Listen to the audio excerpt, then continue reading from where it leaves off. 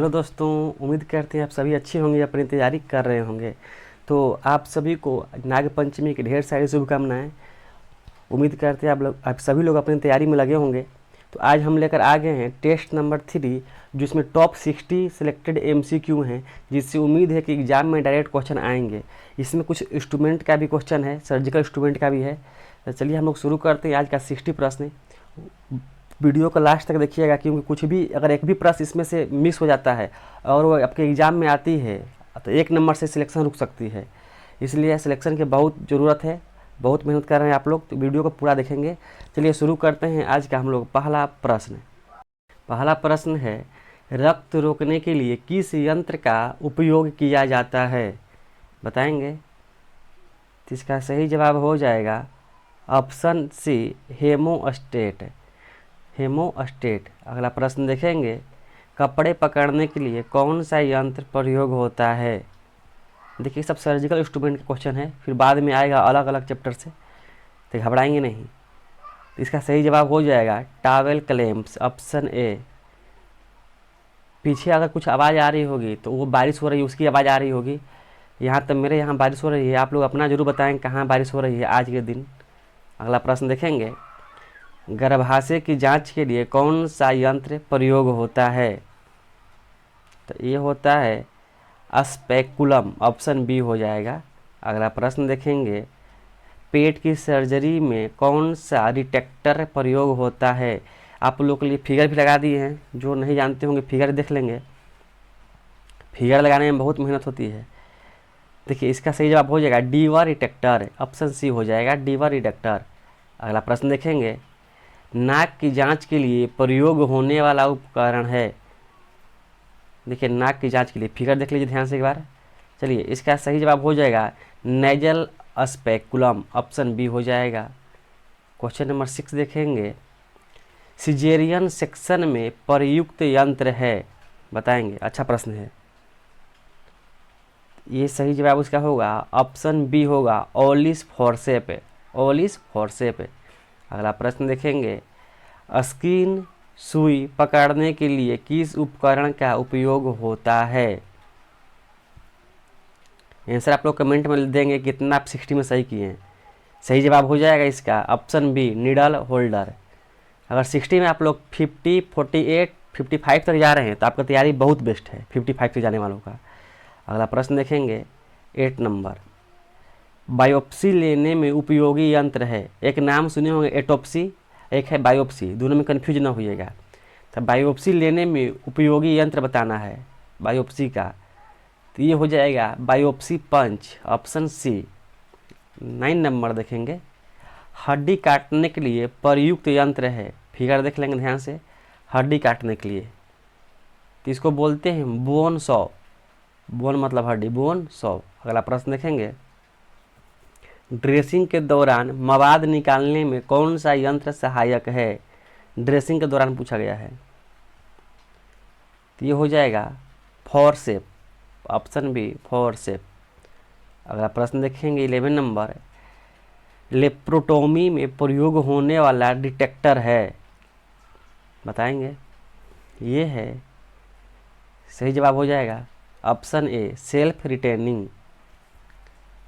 अगला प्रश्न देखेंगे, पेट का ऑपरेशन करने में स्किन ओपन करने का यंत्र कौन सा है? स्किन बोला गया है, इसका सही जवाब हो जाएगा ऑप्शन ए, स्क्लेपेल। अगला प्रश्न देखेंगे 30 नंबर, ड्रेसिंग करते समय इस्तेमाल किया जाता है। ये 4 ऑप्शन है, उसमें से बताना है कि इसे इस्तेमाल किया जाता है। इसका सही जवाब हो जाएगा dissection forcep, option A right answer. अगला प्रश्न देखेंगे, टॉन्सिल निकालने में प्रयोग होने वाला यंत्र है।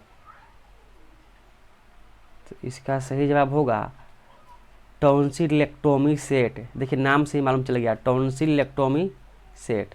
अगला प्रश्न देखेंगे, कान की जांच में प्रयोग होता है।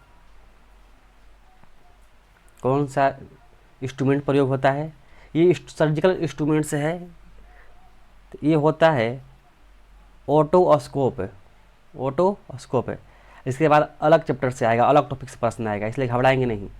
अगला प्रश्न देखेंगे, हड्डी से मवाद निकालने में प्रयोग होता है। तो इसका सही जवाब हो जाएगा कैनुला। कैनुला। अभी हम देखे थे ड्रेसिंग से मवाद, अभी क्या मिल गया, हड्डी से मवाद, तो इसका हो जाएगा कैनुला। अगला प्रश्न देखेंगे, अंगुली पकड़ने में प्रयोग होता है। इसका राइट आंसर हो जाएगा बेबी फोर्सेप, ऑप्शन ए हो जाएगा। 18 नंबर देखेंगे, ऑपरेशन में प्रयोग होने वाला सबसे पहला यंत्र है। सबसे पहला यंत्र पूछा गया है, ध्यान देंगे, सबसे पहला यंत्र है, जिसका सही जवाब हो जाएगा ऑप्शन ए स्कैलपेल। अगला प्रश्न देखेंगे 19 नंबर है, नाड़ी दर किससे मापते हैं। इसका सही जवाब हो जाएगा घड़ी और स्पर्श, सी। 20 नंबर प्रश्न देखेंगे हम लोग, स्टेराइल फील्ड को छूने के लिए क्या करना चाहिए। आसान प्रश्न है, ग्लव्स पहनना चाहिए, सबसे पहले क्या ग्लव्स पहनना चाहिए। नेक्स्ट देखेंगे, आईवी ड्रिप के प्रवाह की जांच किससे होती है। राइट आंसर हो जाएगा option A drip chamber. 22 number देखेंगे, हृदय की धड़कन की गिनती किससे होती है। इसका सही जवाब हो जाएगा रेडियल पल्स प्रक्रिया है। सही जवाब हो जाएगा ऑप्शन है सिम्स पोजीशन। दोस्तों आप लोग के लिए बहुत मेहनत कर रहे हैं, मेरा तबीयत खराब है फिर भी आप लोग के लिए वीडियो डाल रहे हैं, क्योंकि आप लोग का एग्ज़ाम है, मेरे तबीयत से आप लोग का एग्ज़ाम जरूरी है। अगला प्रश्न देखेंगे 24 नंबर, ट्रेंडेलबर्ग पोजीशन का उपयोग कब होता है। सही जवाब हो जाएगा ऑप्शन बी शॉक की स्थिति में होती है।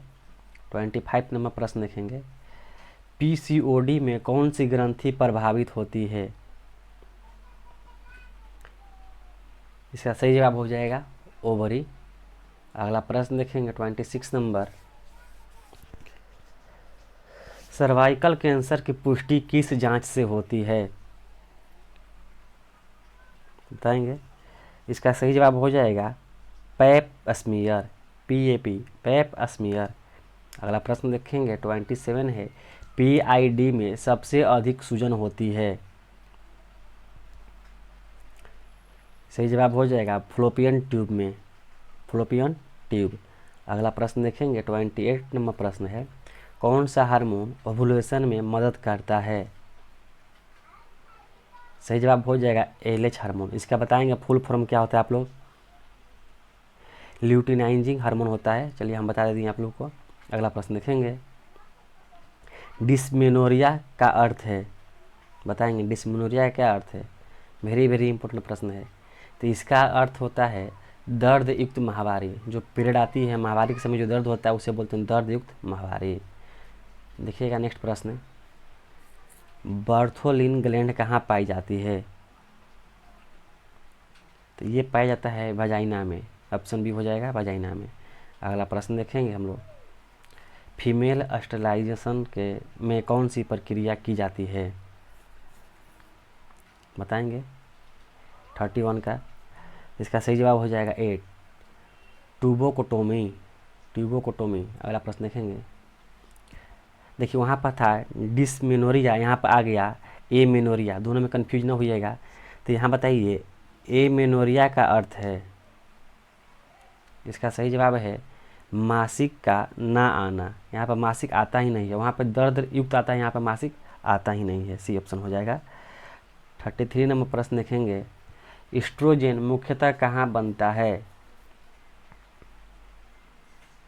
सही जवाब बताएंगे आप लोग, ये बनता है ओवरी में, एस्ट्रोजन बनता है ओवरी में। अगला प्रश्न देखेंगे, गर्भाशय में मांसपेशीय ट्यूमर को क्या कहते हैं। सही जवाब हो जाएगा ए मायोमा, क्या बोलते हैं मायोमा, ऑप्शन ए हो जाएगा। अगला प्रश्न देखेंगे 35, बोला है पेप स्मीयर कितने अंतराल पर करवाना चाहिए। तो ये करवाना चाहिए प्रत्येक 3 साल पे, यानी हर 3 साल पे करवाना चाहिए। अगला प्रश्न देखेंगे 36। इंडोमेट्रियोसिस किससे संबंधित है? इंडोमेट्रियोसिस किससे संबंधित है? 36 प्रश्न है। ये है यूटेरस लाइनिंग से संबंधित है, ऑप्शन सी हो जाएगा। 37 नंबर देखेंगे, अपरा का निष्कासन किस चरण में होता है? तो आपको बताए थे कि लेबर का 3 चरण होता है। पहला में होता है गर्भाशय का खुलना, दूसरा में होता है बच्चे का जन्म, तीसरा में होता है प्लेसेंटा का बाहर आना। तो वहीं बोला है अपरा का निष्कासन यानी प्लेसेंटा का निष्कासन किस चरण में होता है? तो ये होता है तीसरा चरण में।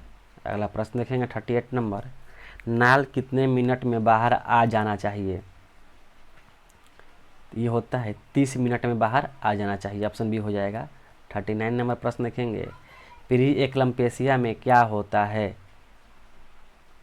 तो प्री एक्लम्पेशिया में होता है रक्तचाप का बढ़ना, ऑप्शन बी सही जवाब हो जाएगा। 40 नंबर प्रश्न देखेंगे, फीटल हार्ट साउंड को किस यंत्र से सुना जाता है? तो सही जवाब हो जाएगा फीटल डॉपलर से, फीटल डॉपलर। अगला प्रश्न देखेंगे 41 नंबर, नवजात शिशु की स्कोरिंग के लिए क्या प्रयोग होता है? तो सही जवाब हो जाएगा अपगार स्कोर होता है, अपगार स्कोर। 42 नंबर, नवजात शिशु का सामान्य वजन क्या होता है? जन्म के समय नवजात शिशु का सामान्य वजन क्या होता है? तो ये होता है 2.5 से 3.5 kg, यानी 2.5 से लेकर 3.5 kg तक होना चाहिए, सामान्य वजन माना जाता है इतना।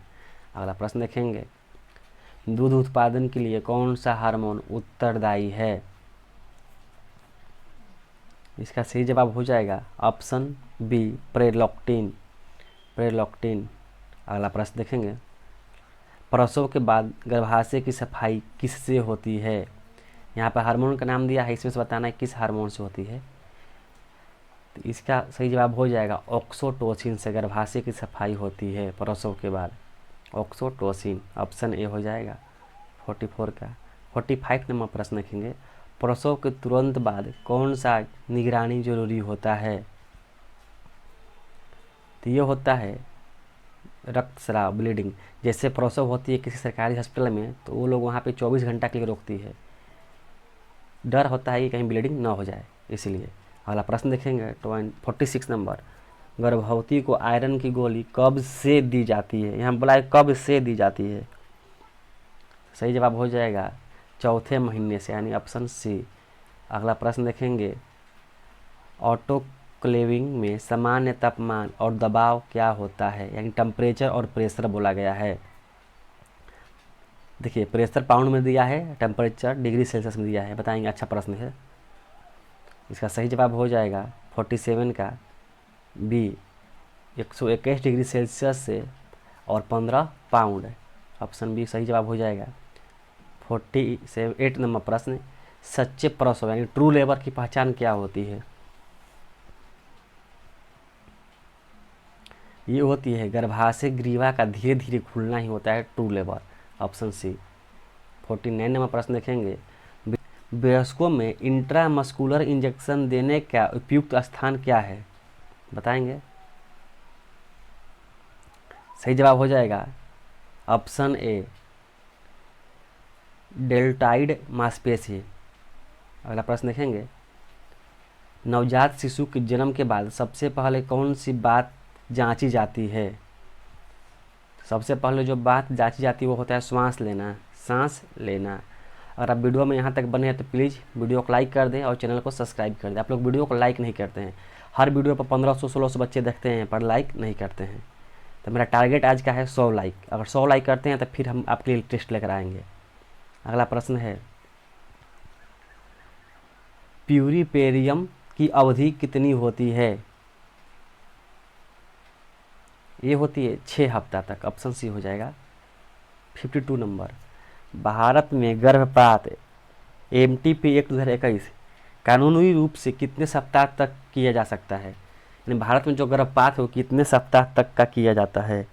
तो देखिए सही जवाब होगा ऑप्शन सी, पर किसी बुक में दिया होगा 18 से 20 हफ्ता, पर इसमें कंडीशन होती है, कुछ केस में होती है, जैसे कोई रेप केस है उसमें होती है तो 24, और कुछ होता है मेडिकल इशूज, तो वो सब अलग अलग बुक में अलग अलग हिसाब से दिया होगा। ठीक है, तो अभी यहाँ पर जो दिया है, जो हम जिस बुक से कॉपी किए हैं वो वहाँ पे होगा 24 वीक, 24 सप्ताह। नेट पे आप लोग गूगल करिएगा तो वहीं दिखाएगा 24 सप्ताह। ठीक है, अगला प्रश्न देखेंगे, ट्रेकियोस्टोमी प्रक्रिया में कौन सा उपकरण प्रयोग होता है? 53 बताएंगे। ये होता है ऑप्शन बी हो जाएगा ट्रेकियोटोमी ट्यूब। अगला प्रश्न देखेंगे 54, नवजात शिशु की सामान्य श्वसन दर क्या होती है? ये होती है 30 से 40, ऑप्शन बी 30 से 40। अगला प्रश्न देखेंगे, हिस्टेरेक्टोमी शब्द का अर्थ है, बताएंगे हिस्टेरेक्टोमी शब्द का अर्थ है, इसका है गर्भाशय का निकालना, गर्भाशय निकालना इसको बोलते हैं। अगला प्रश्न है 56 नंबर, फॉली कैथेटर का उपयोग किसके लिए किया जाता है या किस लिए किया जाता है?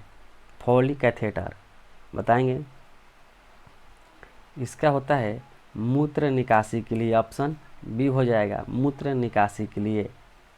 अगला प्रश्न देखेंगे 57 नंबर, रक्त चढ़ाने में यदि रक्त का मेल न हो तो सबसे पहला लक्षण क्या हो सकता है?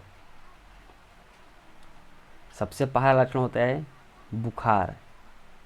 अगला प्रश्न देखेंगे 58 नंबर, जन्म के समय औसत शिशु का वजन कितना होता है? ये तो बता दिए हैं पिछले क्लास में, कॉपी हो गया है गलती से टाइपिंग से, तो ये होगा ऑप्शन बी। 59 नंबर प्रश्न देखेंगे, प्रीमेच्योर प्लेसेंटा जिसे बोलते हैं प्लेसेंटा प्रेविया की स्थिति में क्या नहीं करना चाहिए? ये बताया गया है, क्या नहीं करना चाहिए बताइए? तो ये होता है उस स्थिति में, प्लेसेंटा प्रेविया की स्थिति में पैल्विक जांच नहीं कराना चाहिए। अगला प्रश्न देखेंगे 60 नंबर, महिला जनन प्रणाली में फर्टिलाइजेशन सामान्यतः कहाँ होती है? ये सभी को पता है, ये होता है फिलिपियन ट्यूब में। आप लोग अपना आंसर कमेंट करेंगे, वीडियो अच्छा लगा तो लाइक करें, चैनल को सब्सक्राइब जरूर करें, अपने दोस्तों के साथ शेयर करें। धन्यवाद।